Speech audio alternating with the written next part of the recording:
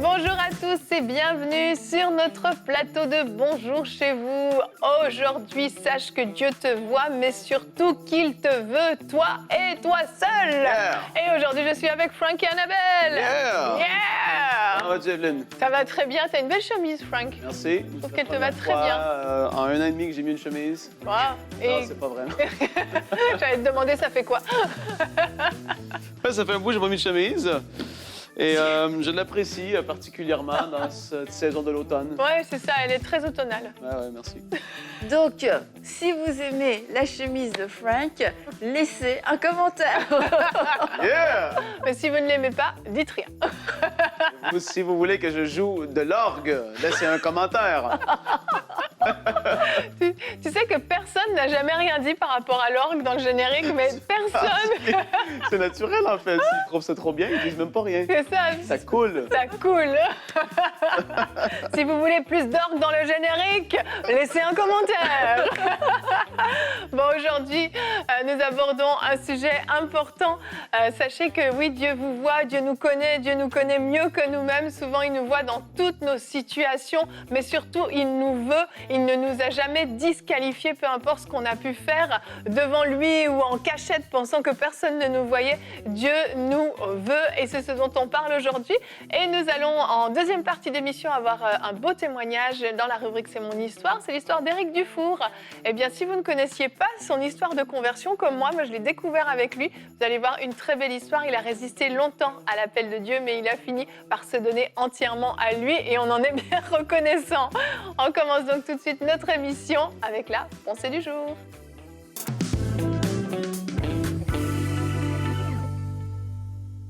Eh oui, Dieu te voit et il te veut. Et la première chose que j'ai envie de te dire, c'est qu'il n'y a rien que tu aies pu faire qui soit trop grand, que ça puisse t'éloigner ou garder Dieu loin de toi, alors que quelqu'un désire Dieu, veut Dieu, Dieu va venir à lui. La parole de Dieu dit, quand un malheureux crie, l'Éternel l'entend. Dieu t'entend dans les difficultés que tu peux traverser. Et même si tu ne vis pas de difficultés avec Dieu, tu peux encore même être plus près de lui, te rapprocher davantage de lui. Et c'est un des plus grands mensonges que le diable a pu faire croire à beaucoup de personnes. C'est le fait que tu as trop fait. Tu es trop creux dans le péché, tu es allé trop loin, tu as connu Dieu et tu vis comme ça. Oublie, Dieu ne peut plus rien faire pour toi, il ne te veut même plus, bla, bla, bla, bla, bla.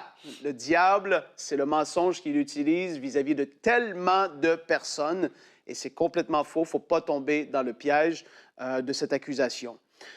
La deuxième chose que j'ai envie de te dire, c'est que Dieu te désire tellement, et si tu ne connais pas Dieu encore, peut-être que tu regardes cette émission et tu n'as jamais fait forcément la paix avec Dieu, ou tu ne connais pas Dieu personnellement dans ta vie, tu n'as pas cette relation avec lui.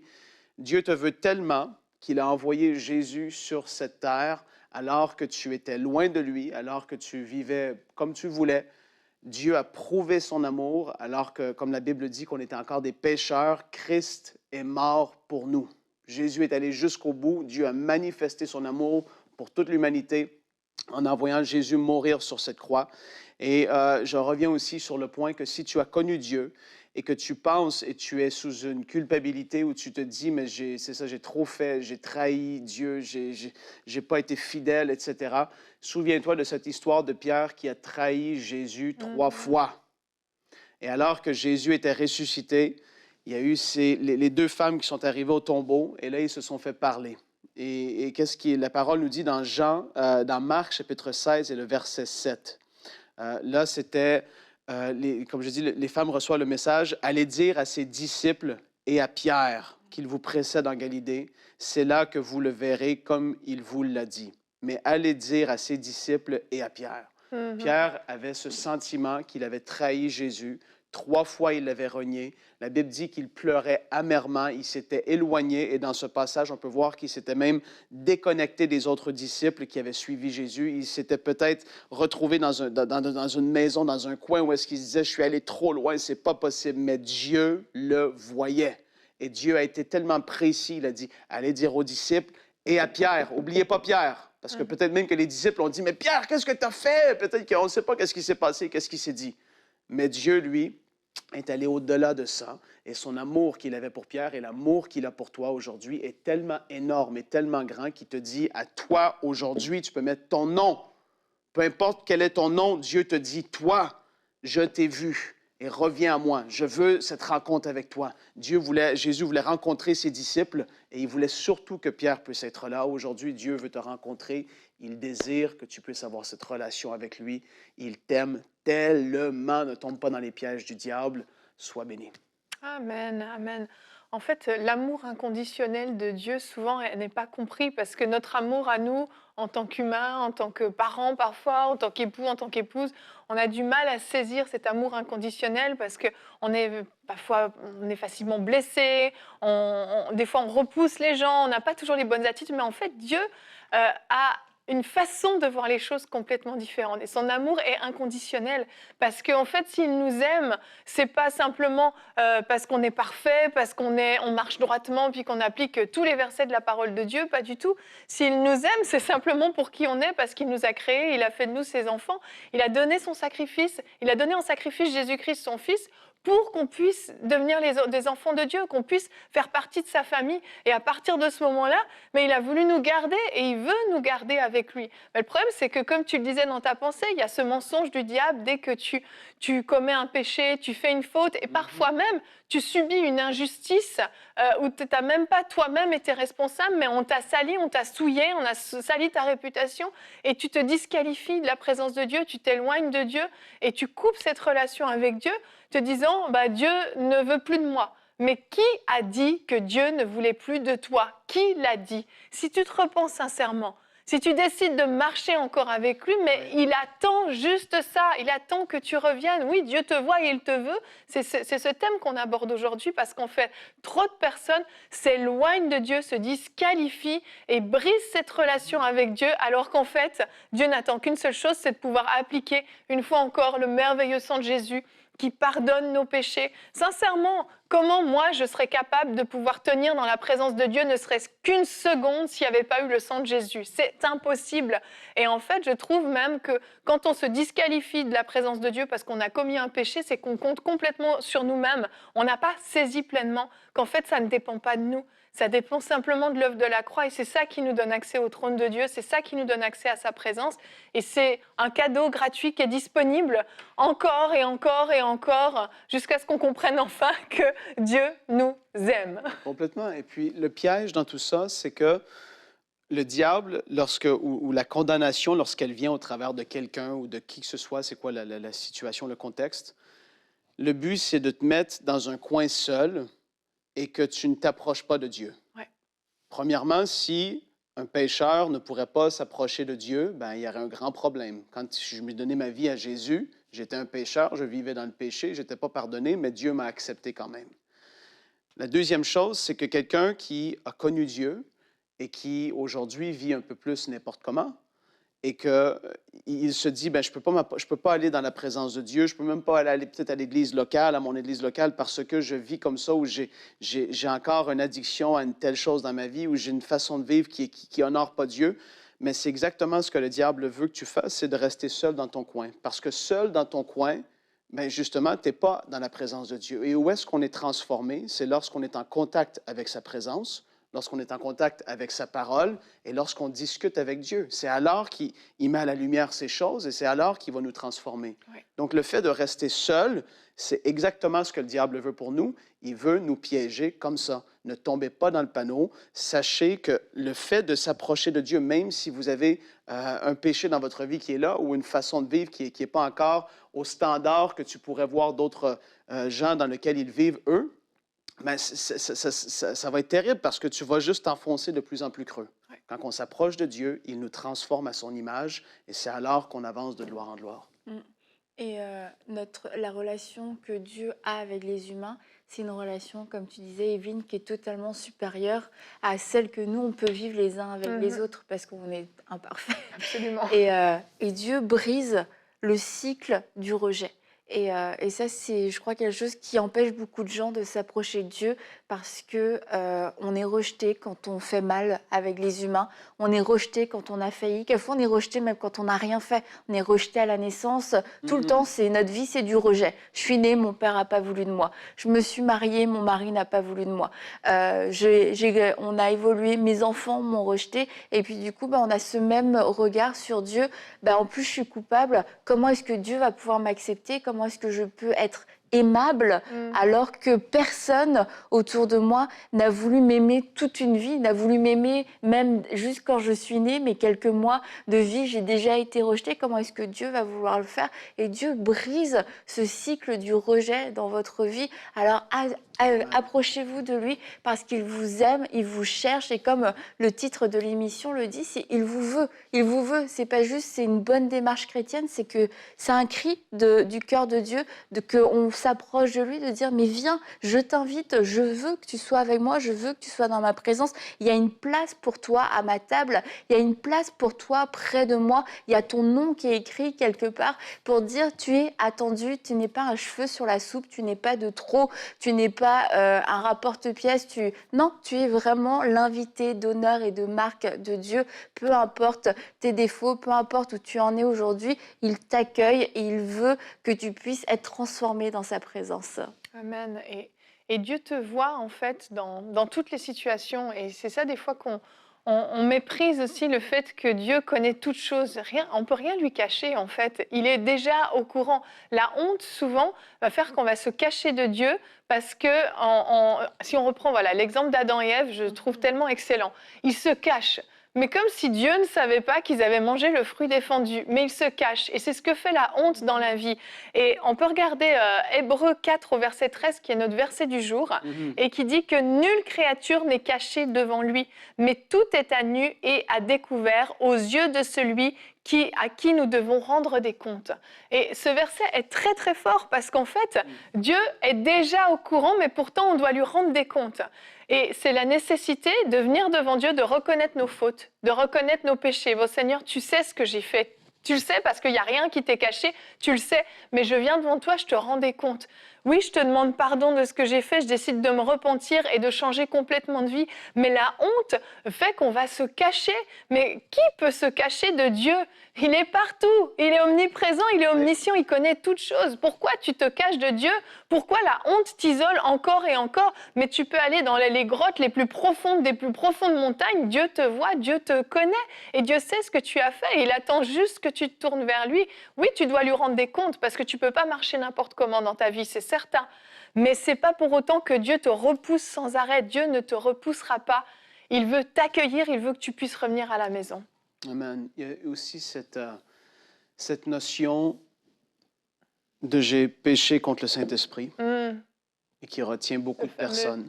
Eric en parlera dans son témoignage d'ailleurs, ouais, mais vas-y. Voilà, le simple fait d'avoir peur d'avoir péché contre le Saint-Esprit, pour moi, c'est la preuve que tu n'as même pas péché contre le Saint-Esprit. Exact. Les gens qui ont péché et qui ont blasphémé contre le Saint-Esprit, ils l'ont fait consciemment, ils ne le regrettent pas, ils ont renié la foi et ils sont rendus vraiment ailleurs. Et le simple fait d'avoir cette crainte de dire « Est-ce que j'ai fait ça? » Comme j'ai dit, c'est la preuve que tu ne l'as pas fait. Mon propre père pensait qu'il l'avait fait et il en était quasiment... sa teinte de peau était rendue verdâtre. Il était certain qu'il s'en allait en enfer. Les soirs, il était chez lui, il était assis seul. Le diable lui avait fait croire le mensonge. Tu as blasphémé contre le Saint-Esprit. Il n'y a plus de possibilités pour toi. C'est fini. Même ma mère, elle le voyait. Il était convaincu qu'il était damné à l'enfer, alors que c'était complètement faux. Et aujourd'hui, il se réjouit de son salut, vous le connaissez. Il rit beaucoup. Et Dieu l'a libéré de ce mensonge qui avait voulu s'infiltrer et s'ancrer, s'enraciner en lui. Wow. Et bien, comme je le disais, Eric va parler également de ce sujet dans son témoignage que je vous laisse découvrir tout de suite dans la rubrique « C'est mon histoire ». Et on se retrouve pour la rubrique C'est mon histoire. Aujourd'hui, j'ai le grand privilège d'avoir avec moi le pasteur Éric Dufour. Bonjour Éric. Bonjour Evelyne. Comment vas-tu? Très bien, très heureux d'être ici avec toi. Mais c'est un plaisir. Avec ton épouse, vous êtes conférencier, thérapeute, pasteur, missionnaire. Enfin, vous avez tout ça. plein de casquettes. Vous avez un rôle magnifique que vous jouez dans la francophonie et même ailleurs. Et aujourd'hui, Éric, tu viens nous raconter ton témoignage de conversion que personnellement, moi, je ne connaissais pas. Donc, je suis super contente que tu puisses le partager. Merci. Et donc, je t'amène au début de ton histoire. Tu es né dans une famille catholique. Oui. Et en fait, tu aimais beaucoup Dieu, mais très vite, tu as vu des choses qui t'ont pas plu, qui t'ont pas rassuré dans le milieu où tu étais. Voilà, c'est ça. Donc j'ai 54 ans, 55 à la fin de cette année. Et donc ça me situe un petit peu. Et oui, j'ai grandi dans un endroit, une petite ville, Nevers, en Bourgogne, dans une famille très classique française, où en fait, on aimait Dieu, on allait à l'église 1 ou 2 fois par an, 2-3 fois par an peut-être. Et c'était pas vraiment un sujet de discussion. D'accord. Mais d'une manière intéressante, bizarrement, j'ai toujours eu la pensée de Dieu dans mon cœur et de l'amour pour Dieu, alors que je ne le connaissais pas. Je posais plein de questions à mes parents qui n'avaient pas toujours des réponses par rapport à Dieu. Et quand j'allais à l'église, je me rappelle, il y avait une statue de Jésus, j'aimais bien le regarder, je me disais, c'est à ça qui ressemblait, Jésus. Enfin, c'était vague, c'était flou pour moi. Et comme tu le dis, j'ai grandi, j'ai fait ma communion privée, ma confirmation, ma communion solennelle, etc. Puis, à un moment donné, quand je suis devenu adolescent, j'ai eu le sentiment que les 2 prêtres que j'avais eus dans mon enfance, en fait, ne connaissaient pas celui dont ils me parlaient. Difficile à expliquer pourquoi, parce que moi, je suis un ado ou un pré-ado, donc je n'ai pas d'expérience avec Jésus moi-même, mais pourtant, j'ai l'impression qu'ils ne savent pas de qui ils parlent. Et il y a comme un vide qui s'installe. Et en fait, je me dis, mais cette façon de marcher avec Dieu m'apporte rien. Donc, je commence à m'arrêter d'aller à l'église, et puis je m'en désintéresse, je me détourne. Je continue de prier dans mon cœur, tous les jours avant de prendre ma mobilette pour aller à l'école ou autre. Tous les jours, je priais, je demandais au Seigneur de me garder. Je m'étais inventé mes prières toutes faites, que je répétais tous les jours. Si jamais j'avais passé une journée à l'oublier, le lendemain, je la disais 2 fois. Ah oui, tu étais très sérieux quand même. Ah oui, je voulais être sûr que ça couvrait, quoi. J'étais religieux, mais c'était ma façon de faire, quoi. Oui. Et puis, j'ai 15-16 ans, j'arrive au lycée en classe de seconde. Et là, il va se passer un tournant pour ma vie auquel je ne suis pas encore préparé. Donc, je vais en classe de seconde et j'ai un cours d'économie. Et le premier cours d'économie, alors c'est un lycée public, ce n'est pas un lycée privé, j'insiste, tu vas comprendre pourquoi. Notre prof d'économie, au lieu de nous... Bon, il se présente et au lieu de nous parler d'économie, il commence à nous parler de sa foi, enfin de la foi chrétienne, plus exactement. Bah dis donc. Alors moi, je suis stupéfait. Truc interdit normalement. Ah ben c'est complètement interdit, complètement interdit. Je me dis, mais de quel droit il fait ça? Puis il est gonflé, quoi. Et dans cette première heure de cours, il nous dit que Jésus n'est pas une religion, mais que c'est quelqu'un que l'on peut rencontrer. Oh. Alors là, je me dis, soit il est fou furieux, et il ne va pas durer toute l'année, parce qu'il risque d'avoir des problèmes. Risqué, bah oui. Voilà. Soit il sait quelque chose que moi, je ne sais pas. Et bon, à côté de ça, après, il a enseigné l'économie. C'est d'ailleurs le meilleur prof que je crois que j'ai jamais eu de toute ma scolarité. Il était passionnant. Je suis devenu son meilleur élève aussi. J'étais passionné par lui. Mais un jour, j'ai pris mon courage à 2 mains. Je suis allé le voir et je lui ai dit, cette histoire de Jésus, là, on peut en parler un peu plus. Et il y avait le garage à moto et à vélo sur son chemin pour aller prendre sa voiture. Et je me rappelle de passer des heures avec lui, après le cours, à parler de la foi. Lui, il était chrétien? Et bien alors, c'est ça qui est bizarre, mais il ne l'était pas. Mais c'est lui qui t'a enseigné les bases de la foi. Ah, complètement. Ouais. C'est lui qui m'a accroché et il me parlait de Jésus comme d'une personne et j'étais sidéré, stupéfait. Il connaissait sa Bible très, très bien. Et en fait, il m'a raconté qu'il étudiait les dons du Saint-Esprit, il faisait des enregistrements en tant que sociologue.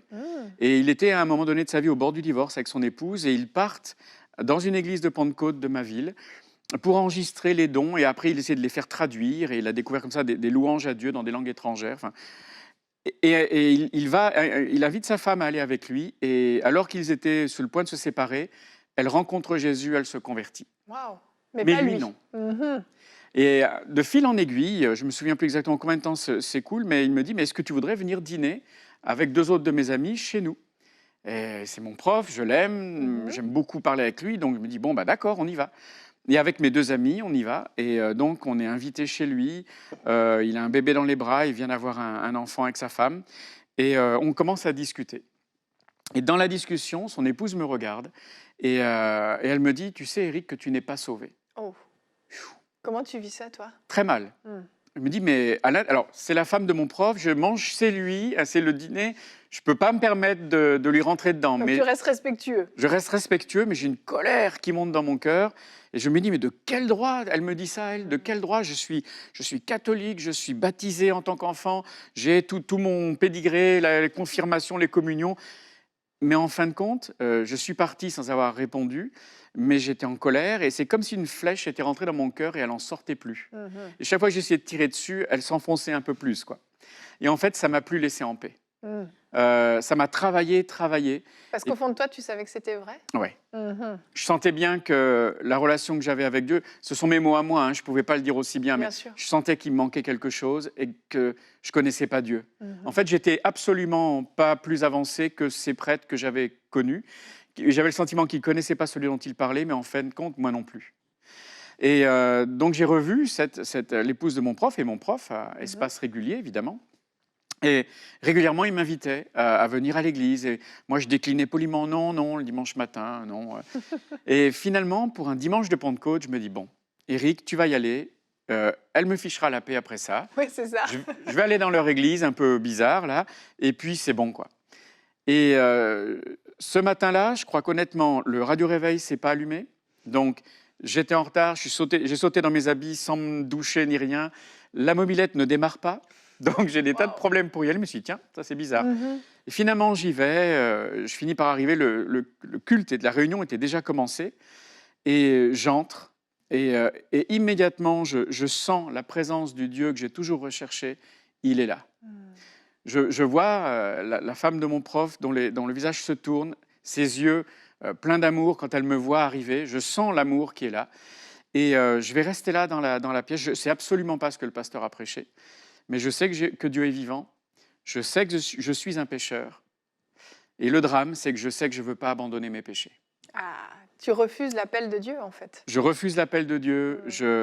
Il s'est passé quelques années, je démarre ma vie d'étudiant sur Paris.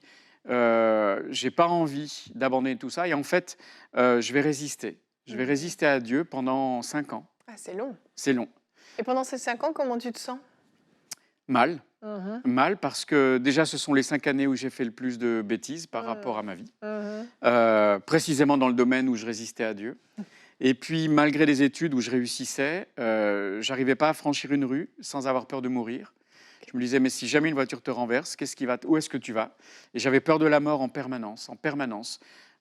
À l'extérieur, tout me réussissait. À l'intérieur, j'avais aucune assurance, aucune garantie, aucune joie.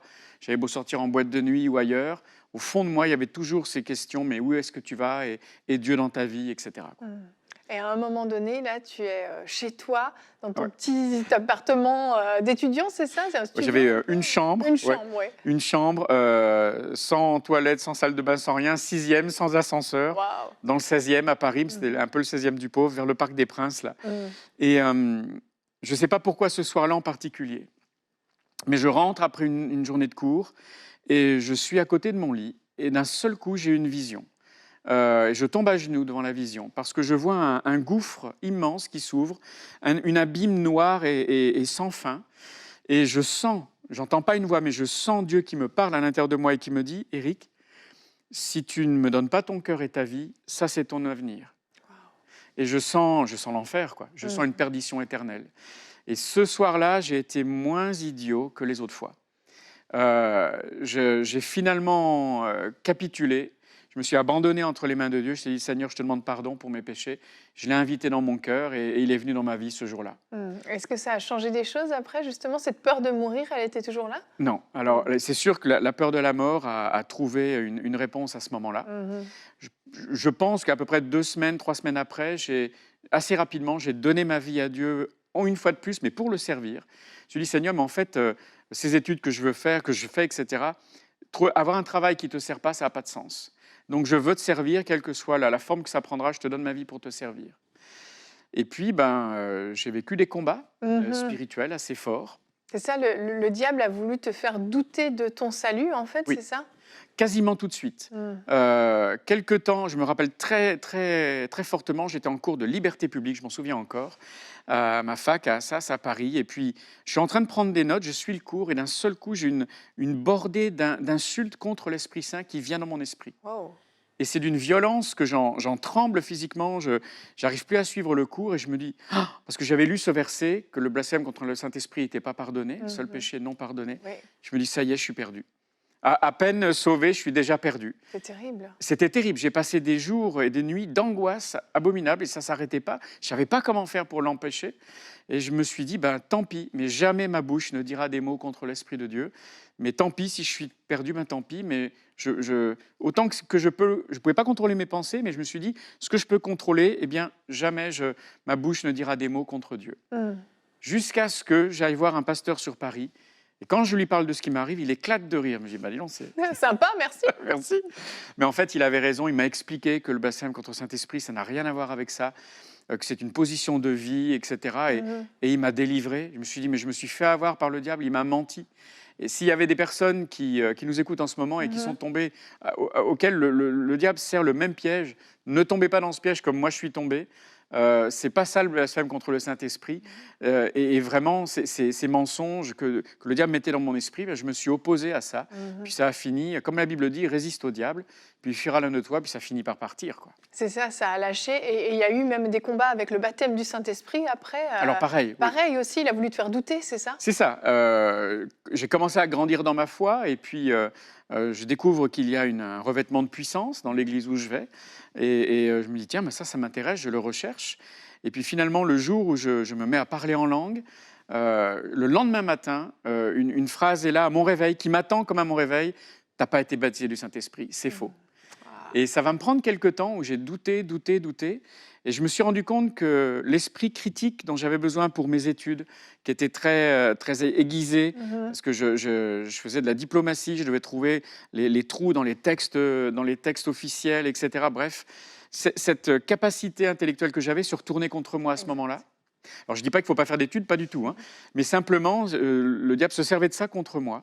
Jusqu'à ce qu'à un moment donné, je suis dans une réunion, je suis militaire, je fais mon service militaire dans la marine, et puis s'assied à côté de moi quelqu'un que je n'ai pas vu, et je trouvais mon parler en langue ridicule, c'était quelques syllabes, et la personne à côté de moi se met à parler en langue, c'est exactement le même. Waouh. Mot pour mot, c'est la même chose. Et moi, je me disais, mais c'est moi, j'invente, c'est moi qui me fais des films. Et puis là, je sens le Seigneur qui me dit, alors tu te fais des films? Elle a la même chose que toi. J'ai demandé pardon à Dieu et puis ça s'est arrêté là. Waouh. Et ensuite, l'histoire pourrait continuer longtemps, hein, mais tu as rencontré ton épouse, vous avez été missionnaire et vous avez été à travers, je pense, toute la planète pour presque pour prêcher. Mais en tout cas, on rend grâce à Dieu vraiment, Eric, de ce que Dieu a fait dans ta vie, comment il est venu te chercher. Et puis, bravo d'avoir lâché prise. Tu n'as pas résisté jusqu'au bout. Tu as lâché, tu as donné toute ta vie au Seigneur. Oui. Merci beaucoup, Eric, d'être venu nous partager ton histoire. Merci à toi, Evelyne. Ça a été un vrai plaisir de le faire. Avec joie. Avec joie. Alors peut-être que vous vous êtes retrouvés dans l'histoire d'Éric, peut-être que vous aussi vous résistez à Dieu, à son appel, que ce soit pour donner votre vie pleinement à Jésus-Christ ou simplement pour revenir à lui, reprendre cet engagement de suivre Dieu. Eh bien vous l'avez vu, il y a un moment donné où Dieu peut mettre un ultimatum et dire c'est le moment, c'est maintenant, parce que là j'ai suffisamment attendu, tu as eu assez d'occasions, il est temps que tu prennes une décision. Et vraiment que ce soit comme un avertissement dans vos vies, que vous puissiez décider maintenant, je fais demi-tour, je reviens à toi Seigneur, où je me donne pleinement à toi et j'arrête de piétiner, j'arrête de tourner en rond parce que votre vie en dépend. J'espère que ce témoignage vous aura fait du bien, que cette émission vous aura fait du bien et que vous saurez prendre les bonnes décisions. Nous, on va se retrouver la semaine prochaine pour de nouvelles émissions de Bonjour chez vous. Passez un très bon week-end, passez un temps merveilleux dans la présence de Dieu dans votre église locale et à la semaine prochaine.